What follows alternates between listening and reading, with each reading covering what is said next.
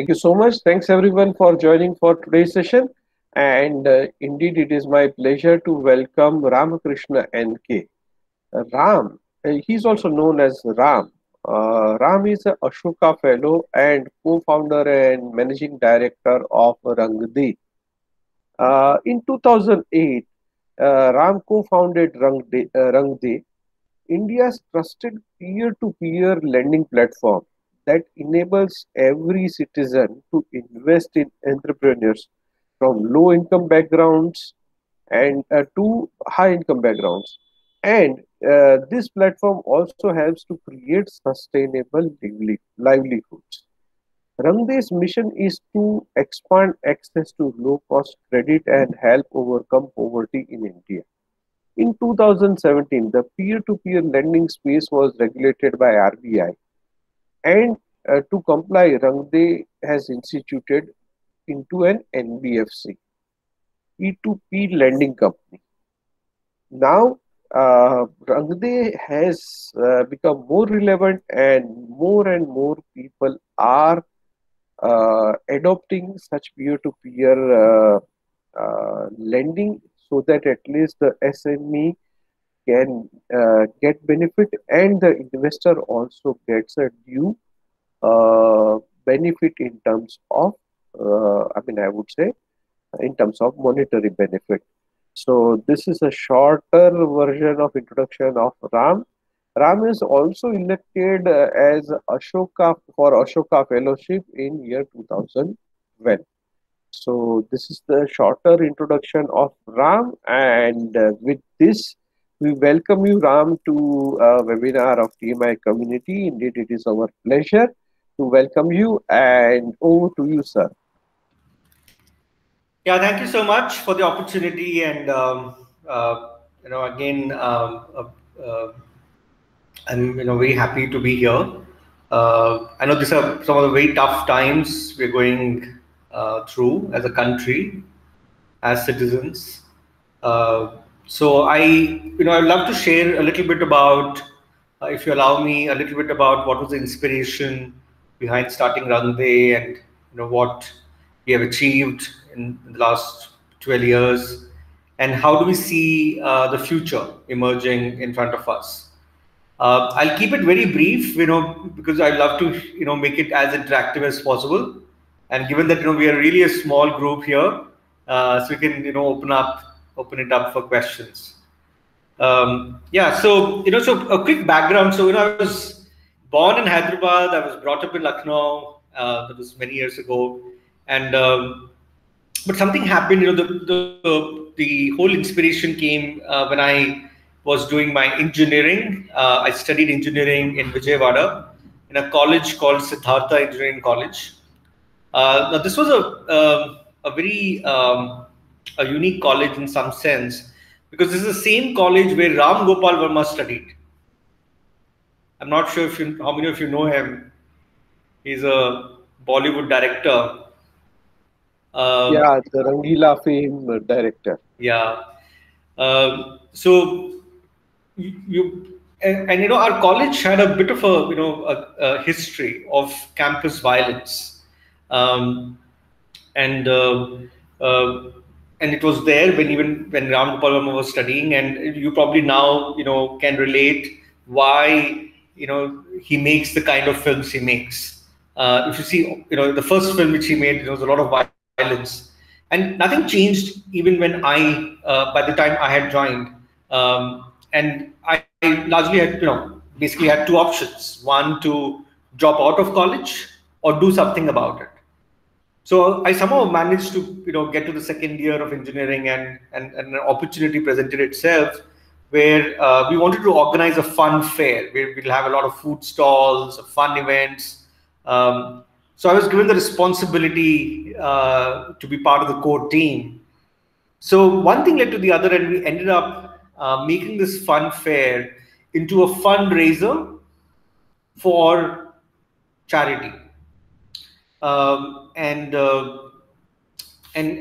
what we ended up doing was to, as part of this campaign, was to celebrate the children, the birthdays of the children who were living in an orphanage called Nirmal Sishu Bhavan, which was run by Missionaries of Charity.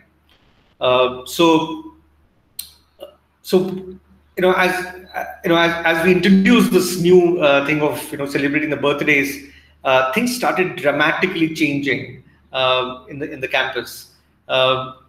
People who found who were looking for a reason to pick up a fight, they came together, and magically the whole campus, for the first time, we were experiencing peace in the campus. The event itself was a runaway success. We had the best bakers in Vijayawada bake a 3-storied cake. We had 40 children join us from this orphanage, and overnight there was peace in our campus. This whole experience had a profound influence on me, and personally for me, what I took away was the fact that all of us have empathy in us, but it may so happen that we may not express it because no one presented us with an opportunity. This fundraiser in the college campus became an opportunity for the entire campus to express its empathy. And I was so carried away with this whole idea. And overnight, as I said, there was peace, and everybody credited this kind of radical transformation to this one event which we did. And I felt, that we could do a lot more if we can, make this into a program, structured programs. And so I was on the verge of dropping out, but things did not turn out the way I thought, and I graduated, came to Bangalore, and I was very clear in my mind that I should take a plunge into the social space sooner than later. And started working with an IIT, and then started also volunteering for 2 non-profits in Bangalore.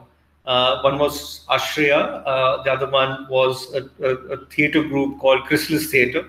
They used to work with special children and use drama as a form of therapy.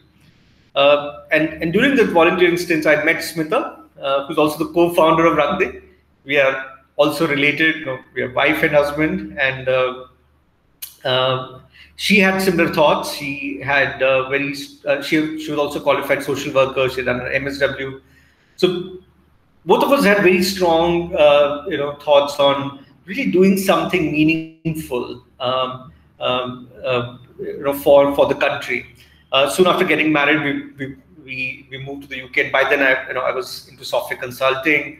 We started living in this really tiny village called Kidlington, 4 miles from Oxford. And after about 3 months of living there, we felt that we should really set a timeline for us to take a plunge into the social space. And we gave ourselves 2 years. And we said, well, 2 years it is, and then we would drop everything we're doing in the UK and then move back to India and start something in the social space. What that something would be, did not really bother us, because if you come from a country like India, you're spoiled for choice. So we made this promise to ourselves in 2004, and we made a promise that in 2006 we would move back to India. And I don't know, I mean, things started a few months down the line, and things started magically happening. I ended up getting a dream job for a Austin-based company. I joined the European headquarters based in UK, and Smita ended up getting a government job with the Oxfordshire County Council, and we were doing both extremely well financially, and also because I was part of the EMEA headquarters of this company called Vignette. We also got an opportunity to travel extensively in Europe, Middle East, and Africa. And the more we traveled, the more we felt that there was this urgent, desire, a need to get back to India, because I think the more we started experiencing the different countries and the people, we felt that if India has to move forward, then it'll only move forward if people in India take ownership of India's problems and do something about it. And that can only happen, and it won't happen with money. Money is only, a small part of the solution. What we really need is we need people who are willing to own the problem and commit themselves.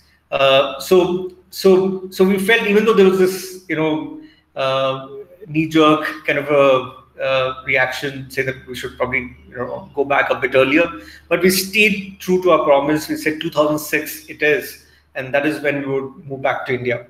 So when 2006 came, we looked at several ideas, right from child labor, how do we address it holistically using technology and new media.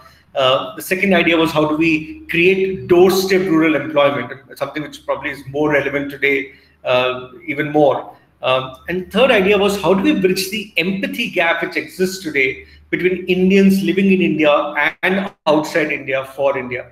Because, most of the time, when you look at the problems which India faces, we have a very strong view on it, but it's not deep enough.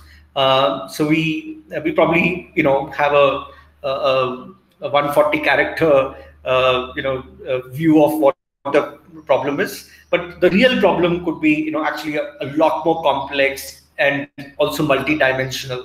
So the idea was to create this media online platform which would get people to experience the problems firsthand from change makers, social entrepreneurs, from experts in the space.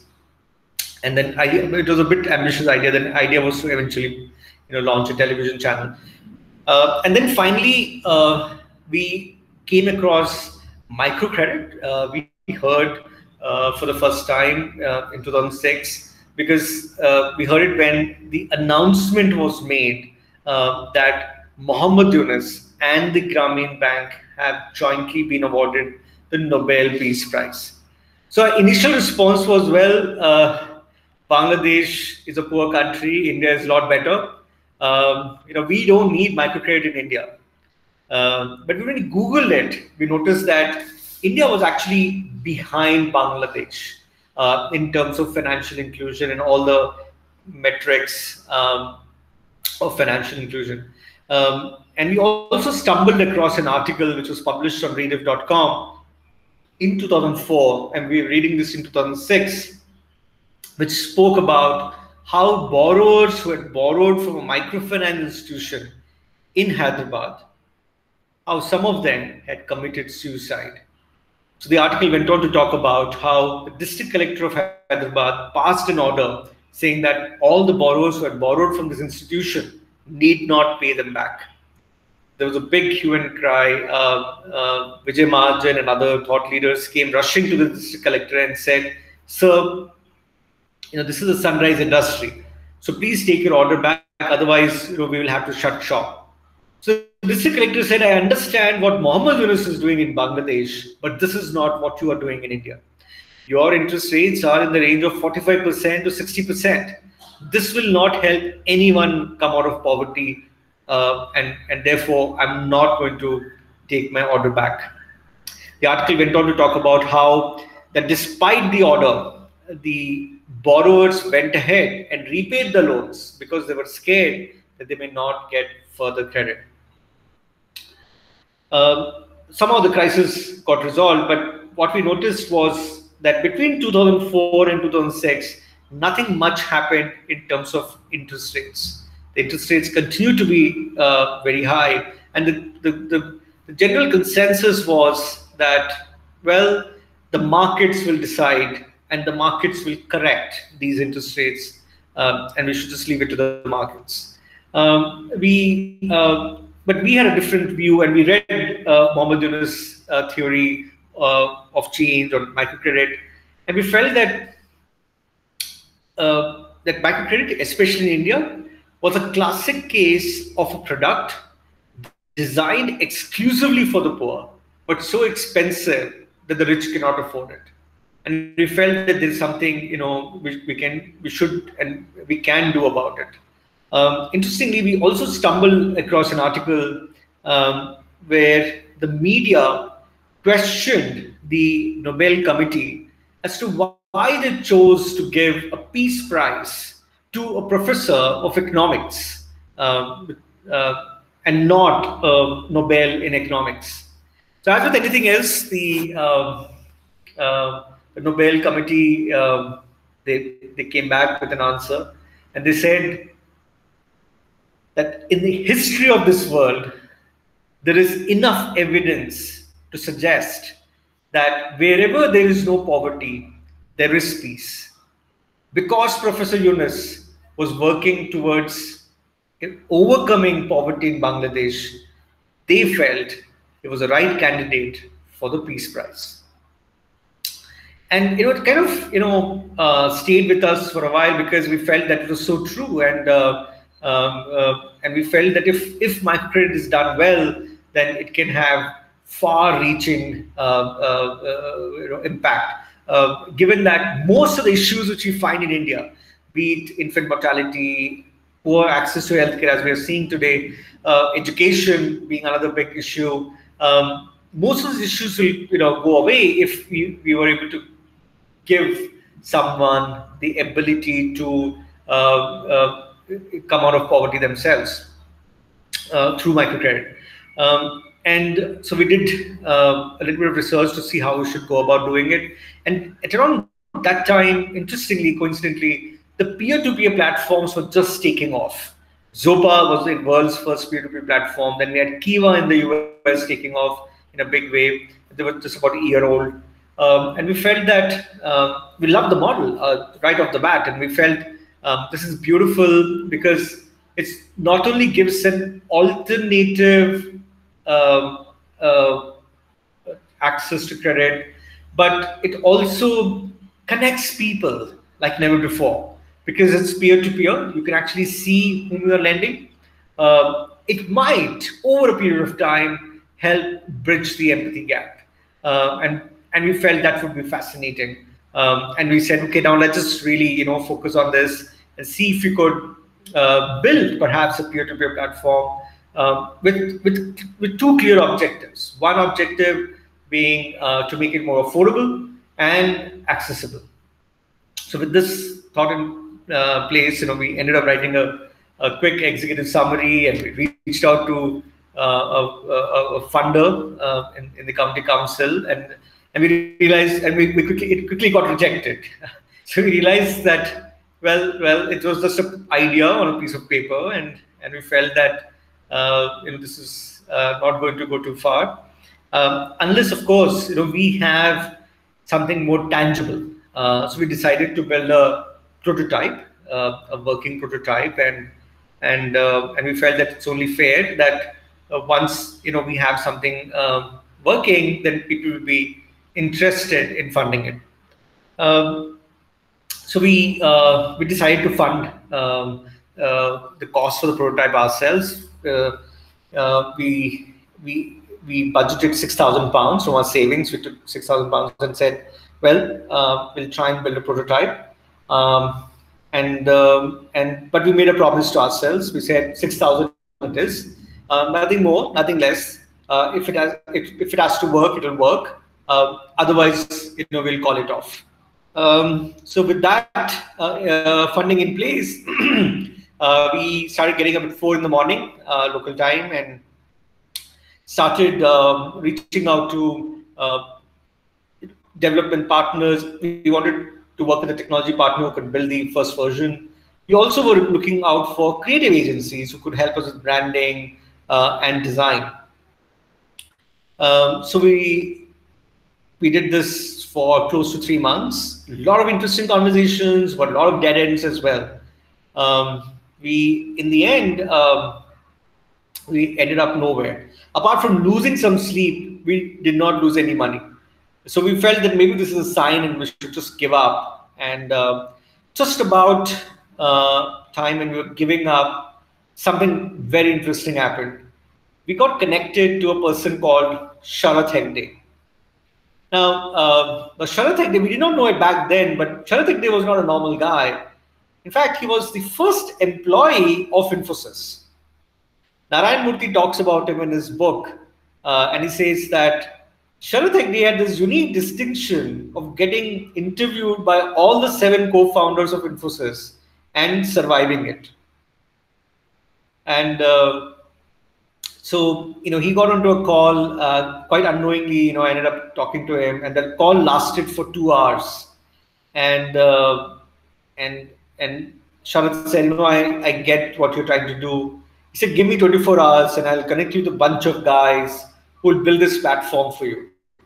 I found it very hard to believe, and I think exactly as he promised, he connected us to a bunch of techies who had just quit Infosys after 15 years with Infosys, and they were setting up a boutique consulting firm. They were also part of the core team which built Finacle, the award-winning core banking solution of Infosys. And we felt, this was too good to be true, and this is what happens, right? So, to perception, people's biases. So this team, this bunch of guys, techies, they used to obviously look up to Sharat as a role model, mentor. And they felt that if Sharat is introducing us to somebody based in Oxford, then, these guys must be multimillionaires. So, I remember the first call was a bit funny, and in some sense, they were giving us way too much of respect. And, it's one of those, Infosys thing, right? The culture of Infosys, humility, and they felt that we were millionaires like them, and we were being extremely humble. And it took them a while to finally, because we actually gave them a disclaimer right up front. We told them that we're actually very poor NRIs based in Oxford, planning to come back to India and do something meaningful. But finally they gave us a quote, and long story short, they gave us a massive quote, but then they gave a massive waiver once they believed that we were indeed very poor, and so they signed up. So that was a huge shot in the arm. And then we got a creative agency based in Chennai sign up as well. And then things magically started happening. We did a roadshow in Delhi. That was a fantastic, we had a fantastic response. And then we decided that Smita would move back to India, and then I would shuttle back between London and between Oxford and Bangalore. So we made plans, and I decided to quit my job and start consulting, and decided that we would set aside £4,000 from my salary and build a mini corpus for RangDe. So all these plans were being made, and at that point in time, we kind of hit a air pocket, because we were not sure how we should structure this, given that it was absolutely a new model. So we were really running pillar to post, trying to get some advice. We reached out to one of the very well-known law firms called Luthra & Luthra. They said, their minimum rack rate would be £1 million for the advice. They said we can do it, but they would charge us £1 million.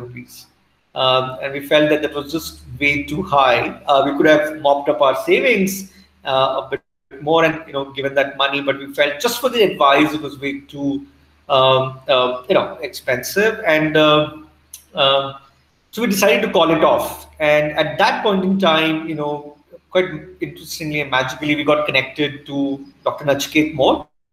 He was a deputy managing director of ICICI Bank back then, and he was very generous. He was happy to speak to us at a very short time, and he offered us support. He said he'd be very happy to provide us that legal advice and how to structure it through somebody, and we didn't have to pay for it. And he also asked us to come and meet him. So long story short, we met him in Bangalore, and something unexpected happened. So he very quickly realized that we don't have the money, or we didn't have rich parents who would be funding us. So, and he realized that we were funding it ourselves. So he was very generous, and he said that he will fund us from the foundation but he put two small conditions. One was that I should join him as head of technology at ICICI Foundation, and two, that we should move to Chennai because that's where the foundation would be based, and Mr. Vagul, who is also is based. So we said yes, and in a record time of a month, we actually we moved back to India, moved to Chennai. Yeah, so that's a bit of a, sorry, it was a bit longish, but that's this kind of story.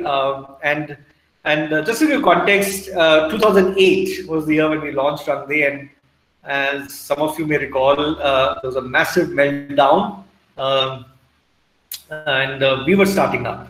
We had a funding commitment of 3.62 crores, a multi-year funding commitment,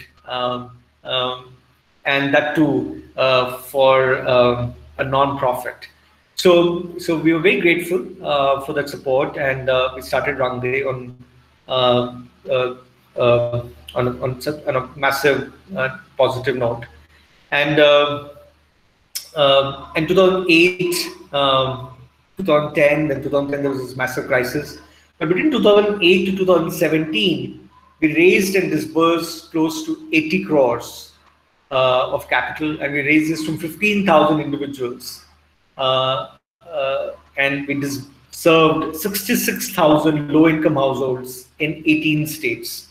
I know these numbers are very small, but what was unique was we were breaking new ground. We were learning what it takes to work with communities across geographies, but also across sectors. And at the same time, build a new narrative, build a new language for social investing.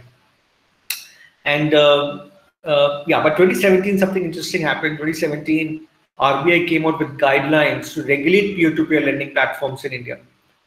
Because they were scared that there were many Chinese and other fintechs were coming to India, and they were likely to set up peer-to-peer. Given that there was no regulation, there was absolutely no supervision. There won't be any supervision as well. So under Dr. Raghuram Rajan, the P2P regulation was put together, and we were the unintended recipients of it. So the challenge though was that we had to become a for-profit, and two, we also needed to have a license from RBI for a new class of NBFC called NBFC peer-to-peer or P2P. But the other challenge was that we needed to have 2 crores of net owned funds in the company to even file for the application. So that was a huge challenge for us, because even though we did get offers of funding, but they were all commercial offers of funding, and we didn't want to take that money because we felt that we would sooner than later compromise on the social mission and then end up doing loans for the sake of doing loans. So we decided to take a step back and roll down the operations of the trust. We were structured as a trust, and then take a step back and see what we should really do. Thanks to our mentor, Professor Sudarshan, we were able to really think through our strategy, and what we really decided to do was there were 2 challenges largely, right? So one challenge was, if you're a for-profit, then how do we protect the mission? Because if you're a lender and you're a for-profit, then the only way you can make money is through the interest the borrower pays. That's the first one. Second is really through you want to make more money, you therefore end up charging more and more interest, or you end up giving more and more loans, or you do both. And we've seen this all the time globally, and that is how the bubbles get formed, and there's a huge crisis. So we didn't want to go that path, because we didn't want to exploit the very communities we have set out to serve. That was the first challenge. The second challenge was, where do we get this 2 crores? where do we get the social equity capital? So the first problem got solved when we started doing a lot of research, design thinking, to see if we could introduce a new business model for peer-to-peer in India for RangDe. And the business model would be, we would charge a very nominal membership fee from our lenders to access the platform. And we would also charge a nominal membership fee from our community organizations to access the platform. And we felt that if we do this, then we would have near zero dependency on the interest the borrower pays for our own sustainability. So just to give you an example, think of it like Amazon Prime.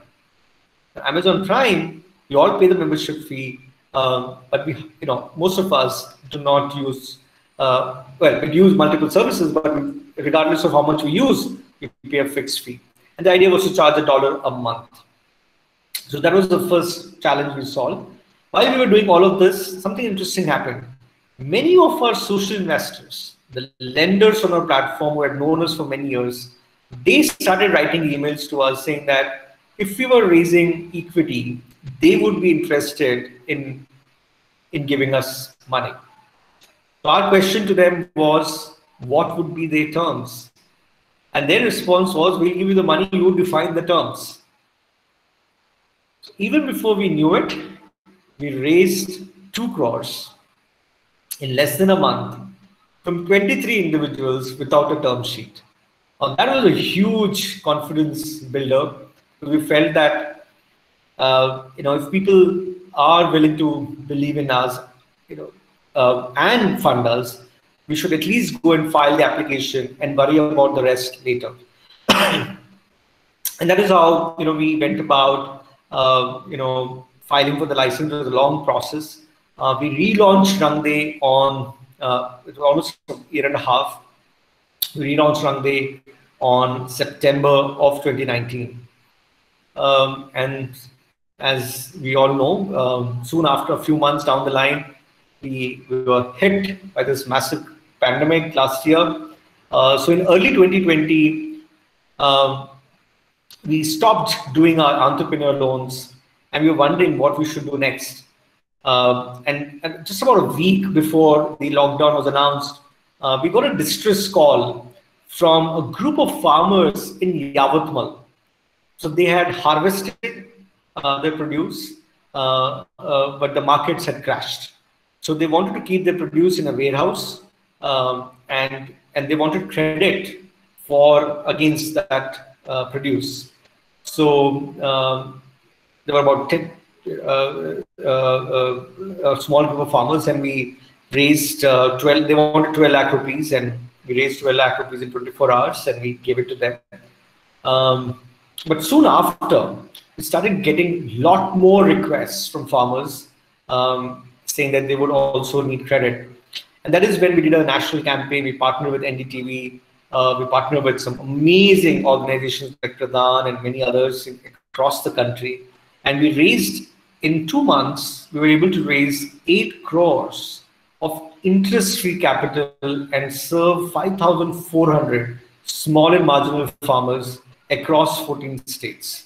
So that's what we did last year in the small pandemic. And then after that, continue to do our entrepreneurship loans as the economy started recovering. And now, as we all know, we are going through this another crisis. We are looking at doubling up our farmer support. There's a lot of distress. So we're looking at doubling up to 16 crores this year for farmers. This would be partially interest-free and partially low-cost loans. Also, we're introducing a new intervention, which is to provide interest-free loans to parents who send their children to affordable private schools. I'm not sure how many of you know this, but 50% of the schools in India are private schools, and 70% of this 50% schools are affordable private schools where the fee is around 1,000 rupees a month. So that's something we're doing in partnership with a wonderful organization in Delhi called NISA. It stands for National Independent School Alliance. So we again did a campaign more recently on the 4th of April earlier this month with NDTV yet again, and we raised little more than 4 crores for this education campaign. And happy to share, we had Mohammed Yunus join us in this special campaign with NDTV. So yeah, so that's a very, a quick view. In terms of the model itself, the way we work is we work with community organizations. They help us in identifying community members who need access to credit. And as a matter of principle, we don't work with partners who are doing credit for the sake of doing credit. We only work with partners who are complementing their own efforts to bring about social impact with credit.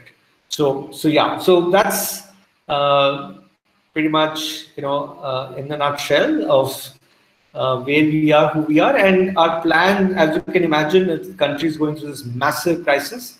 Our plans are really to double up our efforts this year and provide credit to entrepreneurs, and especially young men and young people, so that they become job creators instead of job seekers. So yeah, I'll stop now, but I'll now happy to answer any questions you may have. Thanks, Ram. Indeed, this is a truly inspiring story. I mean, and happy to tell you that we have one more person over here who works closely with Mr. Yunus. Dave, are you around? Dave?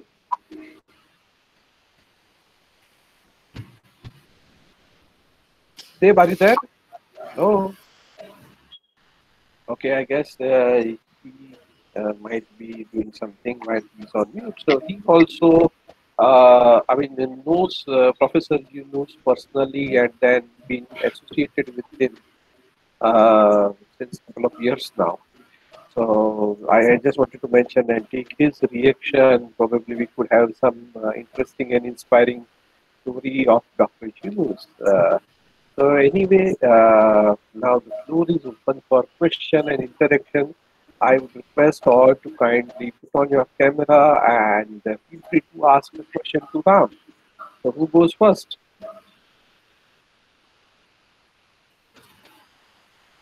Okay, there is a response from Mr. Bhagat. Indeed, it is inspiring.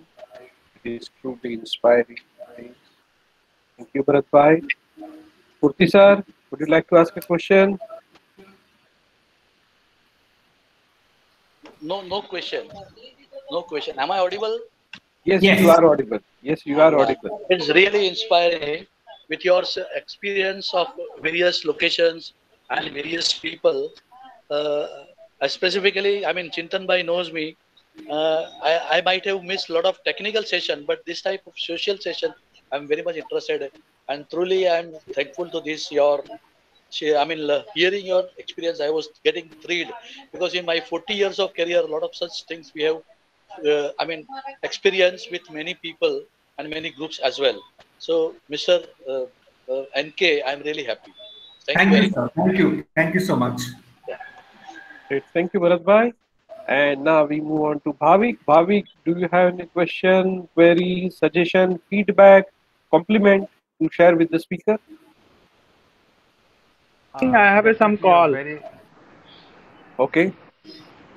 Definitely very interesting and inspiring story for sure. Just a quick question, Ram. How do you identify what would be, I mean, who are working only for credit versus who are working for social initiative? How do you identify that? Yeah, so if you look at most of the banks, most of the microfinance institutions, right, their sole purpose is only credit, right? Now let me give you an example of some of our partners, right? So some of our partners are in fact one of the most well-known community organizations in the country, like for example, Pradhan. Then we have Srijan, started by Vedaryaji. Then we have Harsha Trust in Orissa. We have Andhra Pradesh, Telangana. We have Vasan. Again, these are all legendary organizations. We have again in Hyderabad. We have Center for Sustainable Agriculture. Dr. Raman Njelu, who left a very promising career in the government to start this initiative to really enable natural farming, which is a lot more sustainable. So there are many. So if you see, many of these partners have been struggling for credit, despite their amazing track record, their own credentials. I think the problem India has is that we are we need banking reforms, right? And these are long overdue, right? Because many of the things which the government, the state should provide, the state has not been able to provide. And it's not about A government or B government, right? It's just that we need to look at things in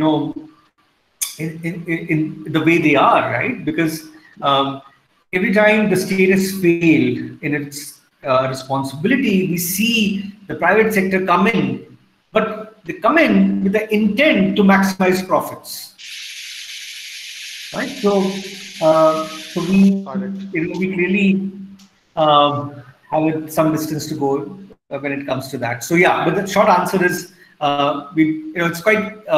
it's quite straightforward to really identify those partners who are not doing only for credit. Thank you. And again, truly inspiring. Thank you for what you're doing. Thank you. Swami. Chintan bhai, can I go next? Yes, sure. Go ahead, Makaran. This is Rohit, sorry. Oh, sorry, Rohit. Go ahead. Because I saw Makaran's picture and your voice. No problem. I just, maybe he can come in next. So I just hijacked the... Please go ahead. It would be good if you can put on your cam. Oh, my cap, okay. Camera. Oh, I'm sorry. I'm informally dressed, which is why I did not... Not an issue. Let's continue. Let's continue, sir. So thank you, Ram. This was absolutely wonderful to hear you.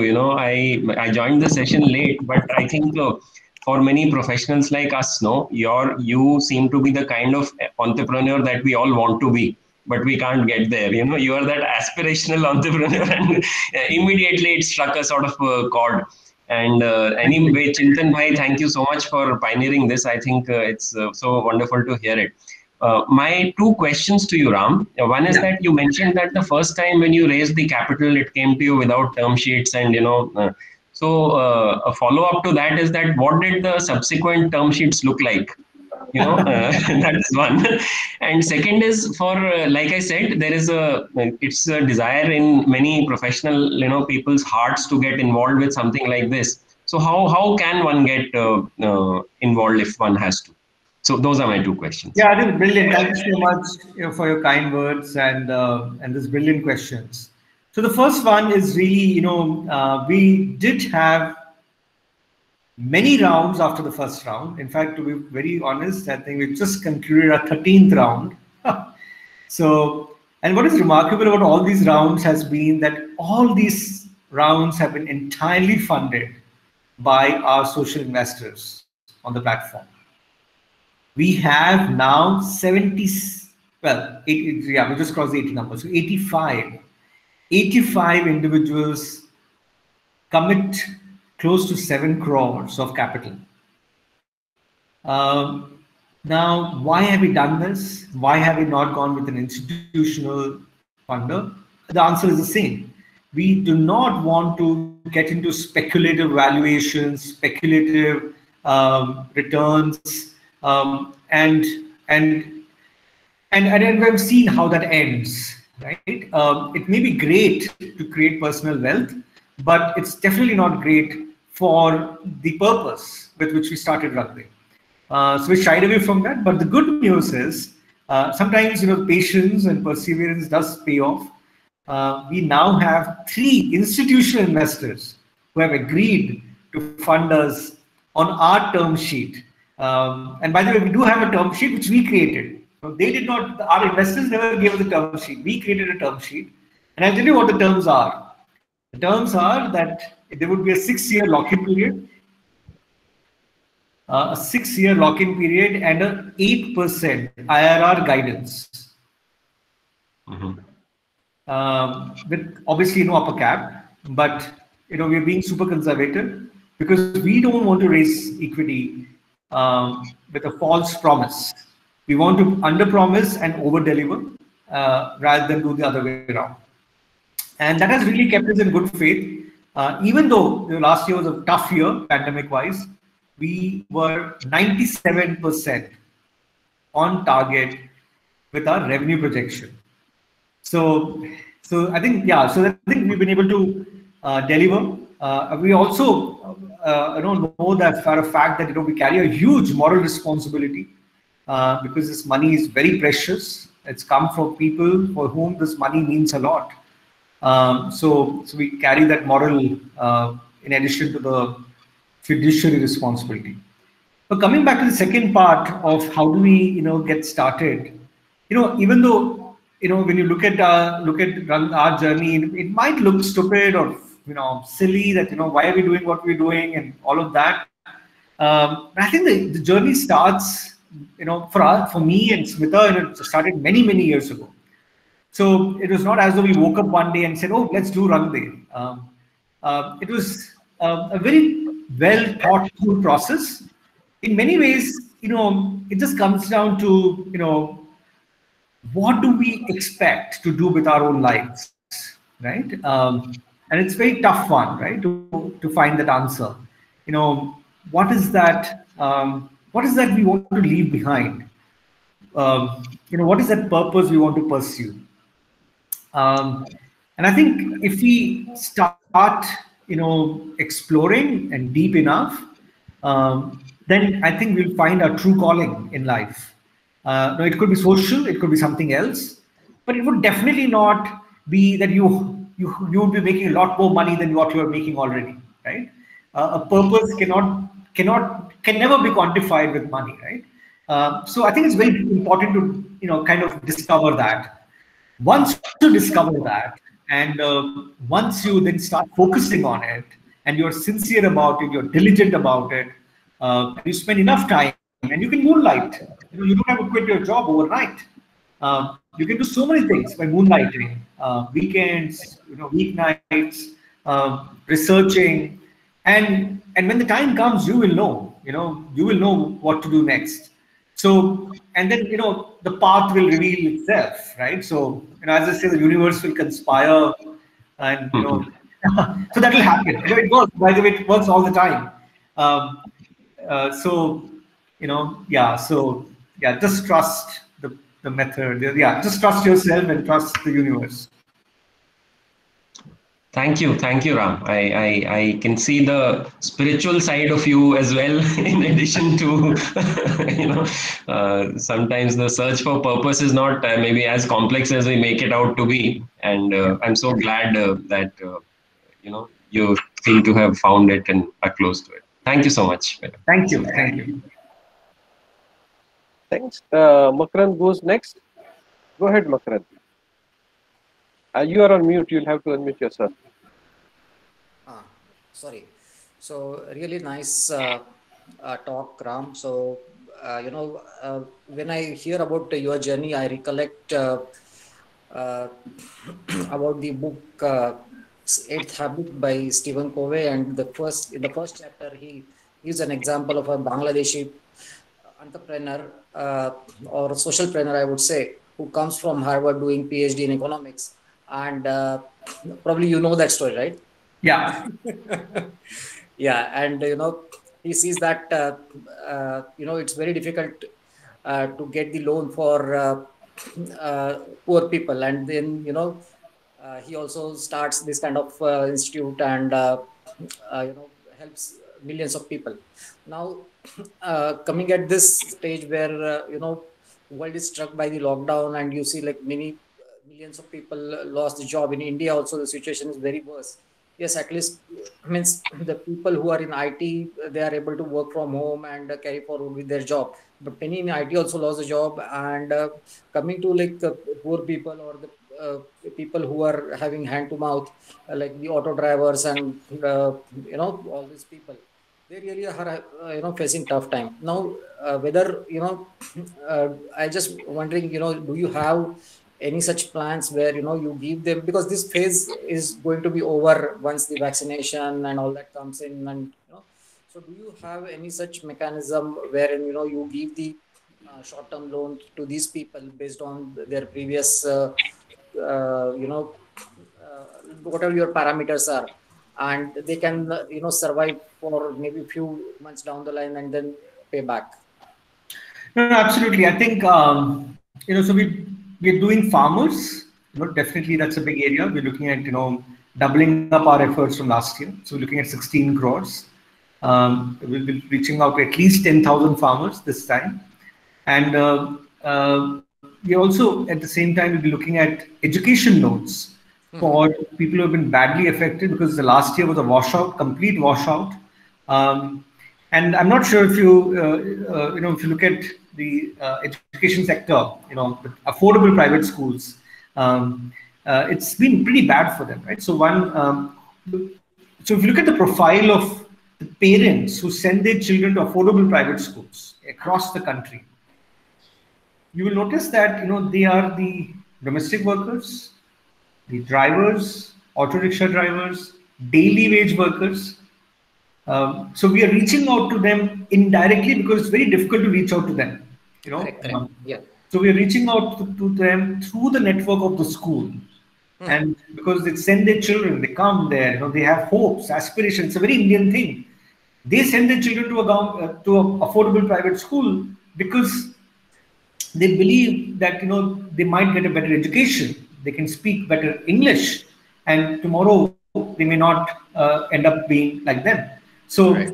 so that is something we're doing. Very, very excited and very passionate about this. This is the first time, by the way, in India, a parent who sends a child to an affordable private school will be getting an interest-free loan for the first time. Oh, wow. And we're looking at 4,000 parents getting this loan across some 400, around 400 schools. And just to let you know how big is the network, the National Independent School Alliance network comprises of 55,000 budget private schools, and collectively they serve 22 million children. Wow. That's huge. Yeah. Excellent.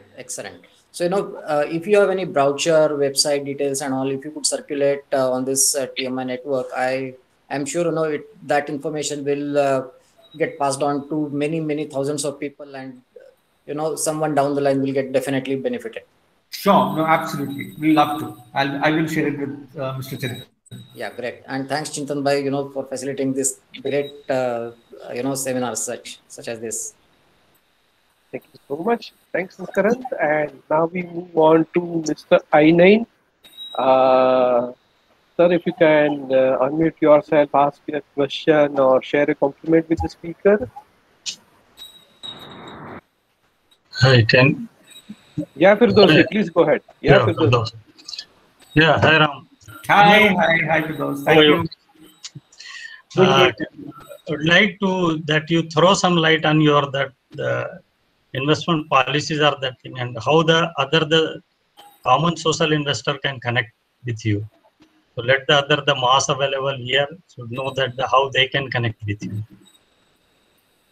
Yeah, so through the website RangDe.in, so you can go and register there and invest. You can invest in farmers, you can invest in education campaign and entrepreneurs as well. So that's the first step. And we also do very interesting. In fact, today, every fortnight, we do something called Impact Dialogues, where you as a social investor, you'll get a special invite to talk to the community members, the borrowers on the ground.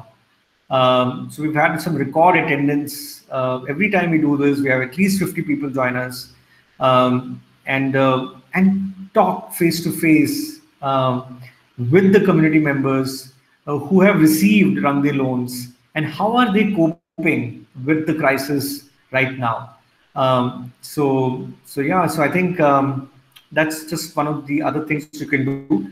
We have quite a few other things in the pipeline, and I think Mr. Chintan, what you were saying, especially in this crisis, one of the things we've really been seeing, there's a huge amount of interest from our social investor community to give more than just money for on the platform.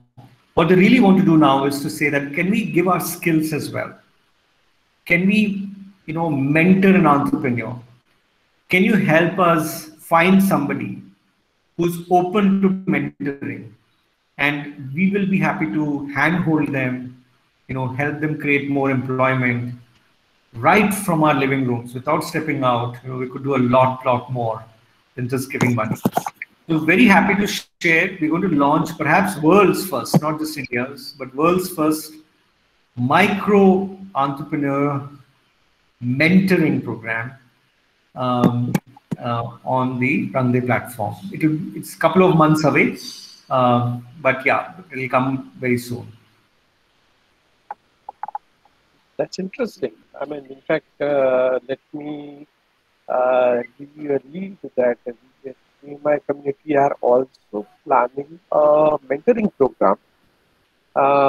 This will be mainly in terms of experience sharing to start with, and we are already on the drawing board. But we are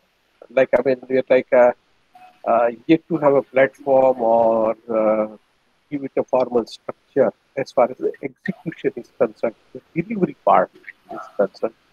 So yes, we are somewhere trying to make use of skill of our members and the benefit of the community as well. So moving on, Firdaus ji, you have any other question or compliment? No, I think fine. It's okay. Thank you. Thank you. And now we move on to Kajal. Kajal, you have any question, query, compliment? Hello, sir. First of all, very amazing seminar. I have a question, but first I just want to thank you, Ram sir, because I have recently, in the past 2 years of 1.5 year of my life, been very involved in this social segment where we give our best, where we are trying our best to support the people who are impacted.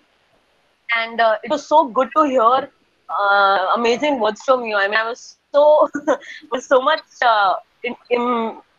what do you say? Impressed. Impressed is not the right word. That I want to, whatever the words you've spoken about the intention and everything, so simply presented, I wanted to pass on this message in all my circles of NGO groups, where they can read it and once again rethink what they are doing currently. Because all of us are doing something or the else. We have some program where we are getting medical, some program we are helping in education, and at the end of the day, whoever we meet is trying to make it a business.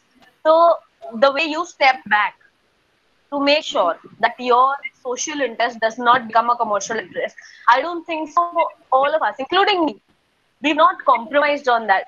We've compromised on that, and we just say, okay, as far as you're doing this, we are ready to accept our norms and conditions. And it's moving to hear these words from you.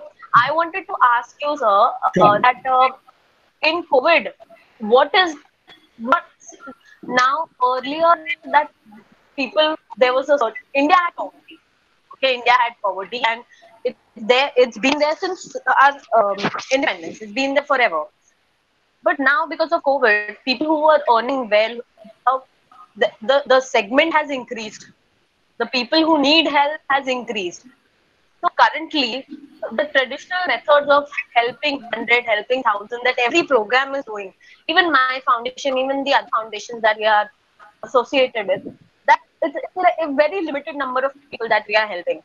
And we were providing them medical services and everything, but because of shortage, even if we have the intent, we are not able to do it. So, what do you suggest that one who wants to contribute in social aspect take actions at this time? Looking at the considering the current situation about the increased number of people, almost everybody needing this help. Yeah, I think it's very important, especially in these times. It is a great question, by the way, and thank you so much for your kind words. Um, uh, I think it's very, very important in these times to. I'll just go back to Rohit's question as well, because I see a parallel here. To be honest, when things are this bad, and they may get more bad, right? I think it's very important that we find the why and not the what, right? Because if enough people start discovering their true purpose, something good will come out of it, right? If you have a lot of money, you may cut a few checks. But if you don't have money, but you want to commit yourself, then you may do that. No, may not be instantly, but maybe, a few years down the line, but you will start working towards it. Now, that's the great beginning, right? That's a great start. If you look at every disaster India has gone through, right? Every time, be it an earthquake, the Bhuj earthquake, or be it any, it has become a rallying point for people like us, to look beyond ourselves and take that leap of faith, right? And I think that is, the time has come for that. And I'll give you a simple example, right? So, we've always struggled, to find some great leaders join the RangDe team, I mean, because, we are very frugal, you can imagine we're bootstrapping with our own social investors' equity money. So we are very, very frugal. So it's very tough, right, to tell people that we can't afford to pay and all of that. And it's been very, very tough. But magically, in the last year or so, we are getting some amazing people. Now, these are people, who could probably get, whatever they want. They can actually get paid in dollars right here in India. And they probably were getting paid. I'll give you an example. We have the person who set up IKEA in India join RangDe. Yeah, he's a chartered accountant. He's also a law graduate. Also, the person who was given a small project, and the small project was to set up IKEA in Hyderabad, the first store of IKEA in Hyderabad. So, so we're blessed, and we now have people joining us from HSBC, very, very senior leaders. I think, and we're seeing the trend continue, right? So we now have somebody just reached out to us. He's a creative director from the most happening startups in India, right? So the company is a poster boy. But the person reached out to us.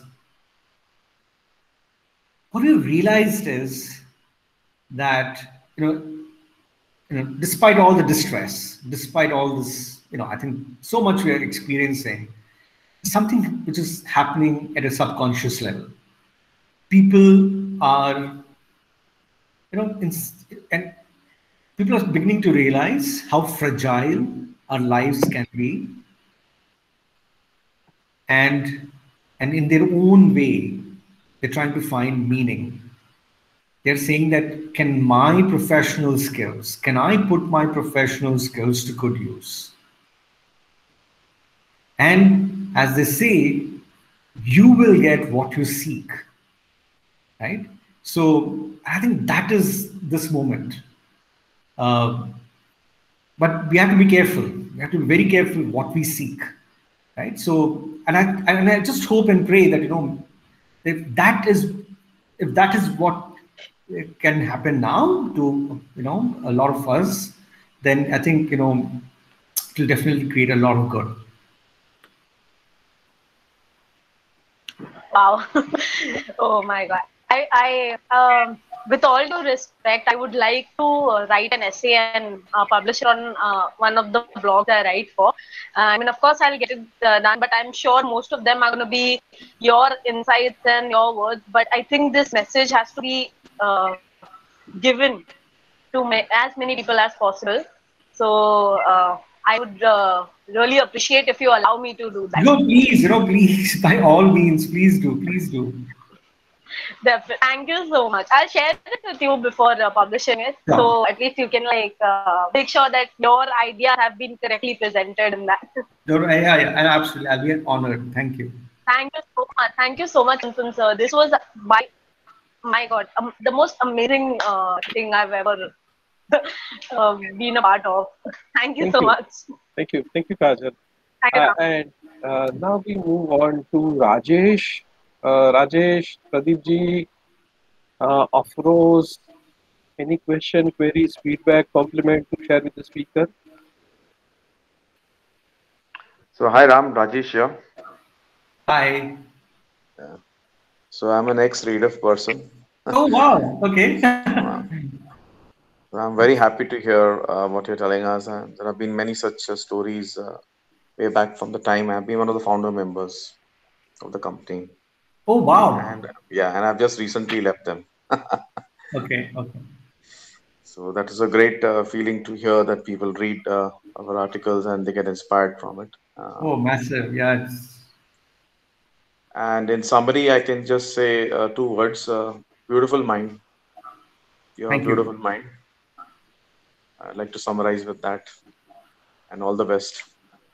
Thank you. And I've heard from Mr. Chintan that you're working for an OTT. Which OTT is this? Currently, I handle the digital transformation for a company called Shamaru Entertainment. Oh wow! Okay. And we are fighting it out in the OTT space. Okay. Awesome. So thanks, Rajesh. And last question from anyone, Afroz, Pradeep. Have you got someone unknown? If you can identify yourself, that would be great. Afroz is my elder brother. I think he's there now. Yes, Afroz ji. Yes, sir. Thank you very much. I joined very late because I got the information from Firdaus late. But thanks to Mr. Ram. In fact, I discussed with Firdaus regarding RangDe when we were seeing the NDTV, all this. So, in fact, we want to join you as well as take this opportunity to work in other field also. Thank you very much. And we will keep in touch with you. Thank you. So nice of you. Thank you so much. Thank you. Thank you, Afroz ji. And this is it. We come towards the end of this session for the day. I would request Mr. Firdaus Ansari to extend vote of thanks. Mr. Chintan, Mr. Pradeep was raising his hand. Mr. Pradeep. Yeah, Pradeep ji, please go ahead. Can you hear me, sir? Yeah. Okay. It was a very enlightening talk, and I am really impressed by the effort which have been put in and the way you are approaching the social issue, which possibly we look at every day in our daily lives, but sort of gloss over it. We don't want to go into the difficulties common people around who are serving us in our society, what their difficulties are, how they would be managing. Apart than possibly giving a lip service or we may be able to serve our own maids and servants, but I don't think we are bothered about the society at large. So I'm really encouraged, and I personally wish to thank you for your initiatives. And I was just going through the website. I would like to invest, maybe start with a small amount in whatever manner. So possibly, I think it's easy to just go and enroll and then look for. So I think I will be in touch and make an attempt to contribute in whatever little manner, maybe some small amounts here and there. And thank you for giving us this opportunity, and may you succeed further in your future ventures. Thank you so much, sir. Thank you. Thank you, Pradeep ji. We have one more question from Rohit. He wants to know that how is it possible to introduce a school if it is not already listed with NISA? Sorry. The question is that if it is not a member of NISA, how can they? Yes. Well, they can reach out to us directly. So we could work with them directly as well. So we'll be happy to look at it directly as well. Thank you so much. Thank you. Thank you so much. And I would request Firdaus ji, if Firdaus, if you can Yeah. extend vote of thanks on behalf of all attendees and TMI community. Okay. Thank you. Thank you. It was nice presentation by Mr. Ram. Say we met somewhere around more than a year back at Bangalore in a convention in this our Association of Muslim Professionals, where Mr. Ram was a presenter there. He presented his case. Soon after that, maybe by the say after a month, I became a member of this thing, and I became a social investor with him, and we were trying to link him with our Association of Muslim Professionals also, but somehow that tie-up is still not through. We are still working on it, and with that, say I connected many other people also with that. Here you can start your investment from rupees 100 to $1,000 or maybe lakhs, whatever you can spare. So we started with a small step, and then now I've seen that within a year it has grown to a 95 crore organization. Wow, great work, and may God help you to grow further. And on behalf of Chintan TMI community whole, and especially to Chintan Bhai, I thank you, all of you, all the attendees, and to the Ram for giving this excellent discourse about this thing. And I am thankful to all of you who attended it, and Chintan Bhai for providing the opportunity, this unique platform for this. Now, hopefully, it will go a long way with this association. Thank all of you. Thank you, all of you, for sparing your time. Thanks a lot. Thank you, Firdausi. And just last announcement, I would say that next week we are going to have a webinar by a startup who are active on virtual reality technology. So they would be sharing benefits of virtual reality and how their product is working. Their product is mainly used in predictive maintenance and in oil and gas rigs. So this is something going to be interesting session. So kindly register and feel free to join us next Saturday at 5 o'clock. Thank you so much. Thanks everyone for joining in. Have a Thank great you, sir. evening. Thank you, sir. Thank you. Have a great evening and Sunday ahead. Thank you. Thanks, Ram. Namaskar. Thank you. Thank you, Thank Ram, you. sir. Bye Thank bye. you, Thank Chintan, you. sir. Bye, Thank sir. you. Bye bye.